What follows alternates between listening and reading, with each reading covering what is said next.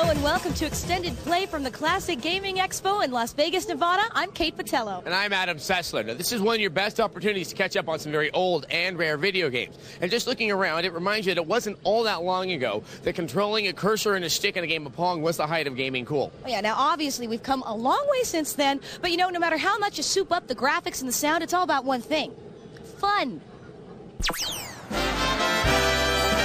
In Las Vegas, classic gaming traditionally looks like this.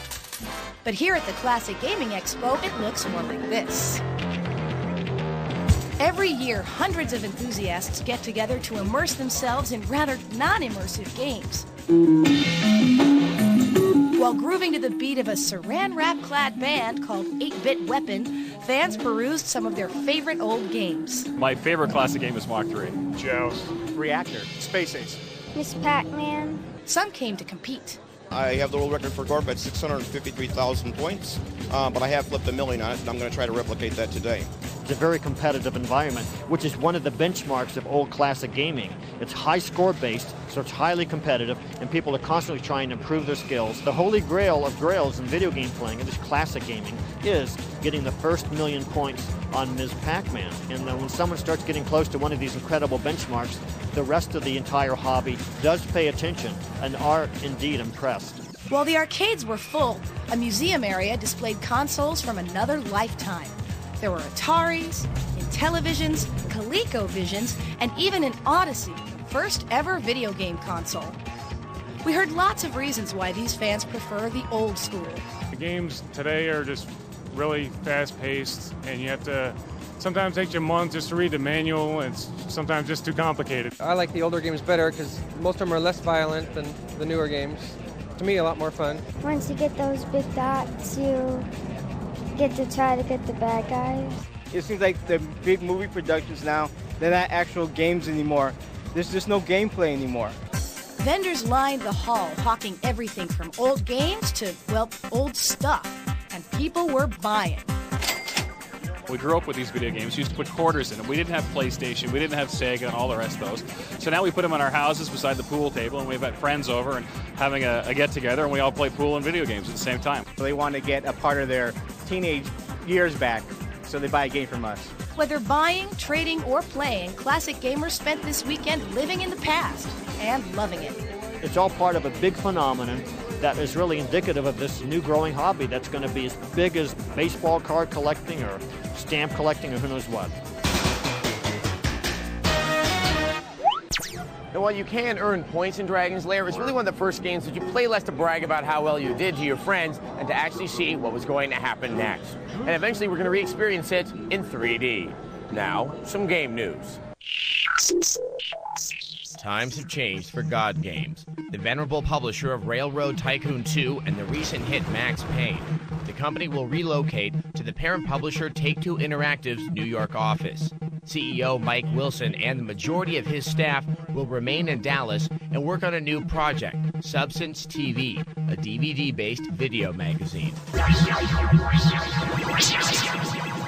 Welcome back to Extended Play at the Classic Gaming Expo in Las Vegas. You know, this isn't all just games. The musician behind us, Seth, based his entire setup on a Commodore 64 and a music cartridge. And I can barely calculate numbers on that thing. The Max Payne has been in development for years, and during that time, all we really knew about the game was that it was going to change action gaming forever. Well, that naturally makes us quite skeptical. We were wrong. Man, one of the best things about this expo is you can buy all kinds of old games you'd never find anywhere else. That's why so many people come here. Check this out. Burger Time. I used to play this in the arcade. Cool.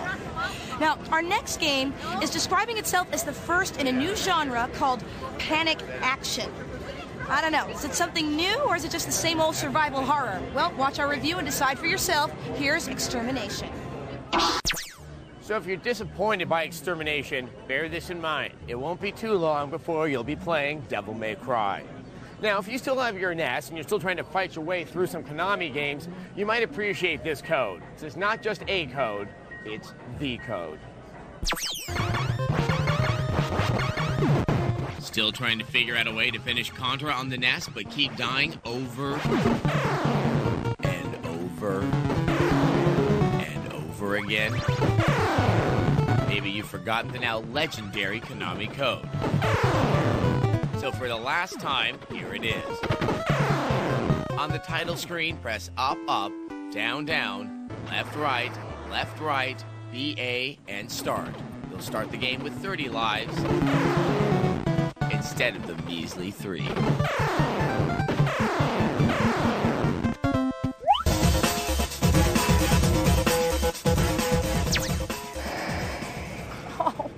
Welcome back to Extended Play at the Classic Gaming Expo in Las Vegas. Check this out. Astro Smash on the Intellivision. Yeah, there's very little that gets more classic than the Intellivision, but what still makes this fun, along with other standards like Pac-Man and Frogger, is they still have the essential element: fun, addictive gameplay. Now, a lot of these classic games are being updated, and they're selling really well. But the question is, are these modern makeovers an improvement, or just gilding the lily?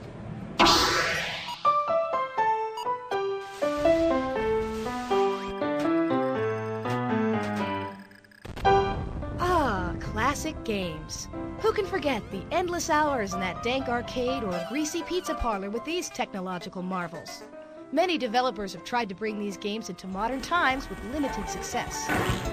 Okay, so who hasn't played Asteroids? Endless hours of entertainment with simple graphics and basic blast the rocks, avoid the rocks gameplay. The game was faithfully and effectively updated in Asteroid for the PlayStation. Sometimes it's best not to tweak brilliant gameplay too much, just to make it look prettier. Centipede hasn't seen its license used quite so well. An update of this classic appeared on the Dreamcast, but didn't stay totally faithful to the original. This 3D gameplay world lacked the addictive quality of the old-fashioned top-down approach. Pac-Man was the ultimate maze-going, ghost-dodging, pellet-chomping dude of the 80s. There have been a few attempts to bring this rotund yellow guy into the next generation, but none have met with much acclaim. Maybe people just don't like seeing Pac-Man jump. Many games are inspired by classics or just use the recognizable name. Battlezone was one of the best strategy games of 1998 and bore almost no resemblance to the Atari original besides being set in a tank. Sometimes good things come from using a game license. Other times, classic gameplay itself can inspire great modern games. Yep, it's time to talk Pong. This graphical marvel is the granddaddy of mass-market games, and its influence can be seen today. Virtua Tennis on the Dreamcast has been aptly called Pong for the new millennium. Yep, we're still just bouncing that little ball back and forth, and it's still addictive. More and more classic games will be updated on next-gen consoles in the coming months. Spy Hunter will be morphed into a 3D driving shooter on the PlayStation 2. Frogger's coming back as a platformer, also on the PS2. I bet he doesn't miss those trucks much. Whether these next-gen games are able to recapture the success of the originals remains to be seen. One thing is certain, however: high-octane graphics will only get you so far. The real classic is great gameplay.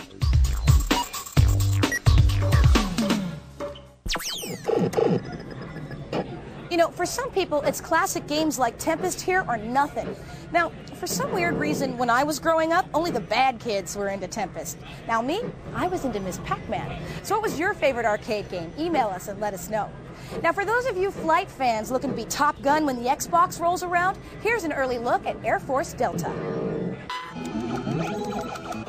It's nice that games that were once intended for the Dreamcast are now finding their way to the Xbox. Now, as you can see, this is Ghosts and Goblins, and as you may have heard, I like it a lot. Another game I like quite a bit was the very frightening Aliens vs. Predator, but it did have several flaws. Now, there's a new team at Fox Interactive working on the sequel, Aliens vs. Predator 2. Welcome back to Extended Play at the Classic Gaming Expo. Remember when steering wheel controllers used to look like this? Well, if you do, you're showing your age. Now, of course, they've come a really long way since their inception, and we took several of the latest out for a test drive. While steering wheel controllers are cool, remember that most games are designed to be used with the standard controller. So bear in mind that if you're going to avoid problems with gameplay, you'll want to adjust the sensitivity on the wheel to match your own driving style. Now, in honor of our visit to the Classic Gaming Expo, here's a look at an intro that's truly a classic, Ninja Gaiden.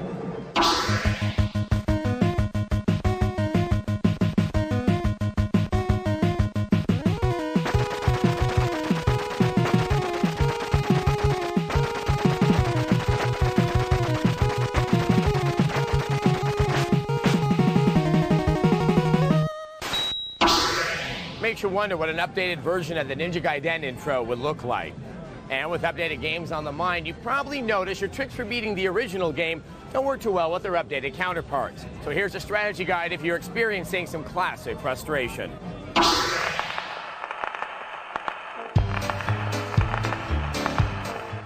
Welcome to the bygone days of yesteryear, the games that started it all.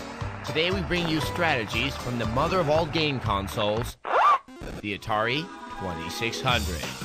First off, adventure. You control a nameless square, now nicknamed Hero. Your mission, to save the Gold Kingdom by returning the enchanted chalice that was stolen by the nameless evil magician living in the nameless Black Kingdom. Easier said than done. You have to deal with these three infamous duck-like dragons, Yorgle, Grundle, and the fearsome red dragon, Grindel. For these devils, you'll need to find the arrow-looking sword and slay the evil dragons before they gobble you up. The black bat will be another cause of much misery and frustration. This flying rodent loves to steal objects. The best way to deal with this annoyance is to tempt the bat with an object you no longer need, or better yet, lock him up in the White Castle as to keep him out of trouble. It's also very helpful to memorize the mazes. It's very easy to find yourself at a dead end when a dragon is in hot pursuit. Learn them so you can navigate them more quickly when you're in a hurry. The invisible maze is downright down, left, left, up, and over. Got it? Good.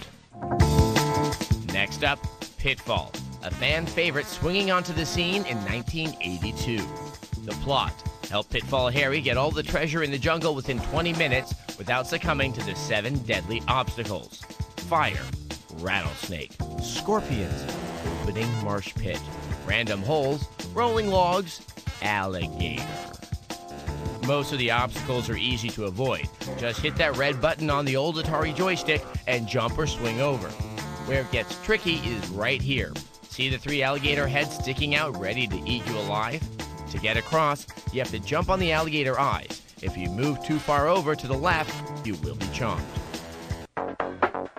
Ah, yes, asteroids. Your high-tech spaceship, that's the triangle, is in a great deal of trouble having ended up right smack in the middle of an asteroid field. Now, the strategy of the game is, who are we kidding? There is no strategy. Just stay in the middle and press the little red button to annihilate the rocks before they hit you. All right, now you're ready to have some good old-fashioned fun. And for those of you who can't remember what closet your old Atari is located in, you can always download these games at AtariAge.com. If you want to see that strategy guide again, you can find it at extendedplay.com. Now check this out. Kung Fu Master, new for the Atari 2600. Remote and heavily guarded, the temple is a fortress never before defeated. We'd like to thank the Classic Gaming Expo for hosting us here today and helping make a Kung Fu monster out of Adam here. So that's it for this edition of the show. Until next time, must defeat all of game these over. deadly guardians and more to advance to the next floor. Failure is out of the question.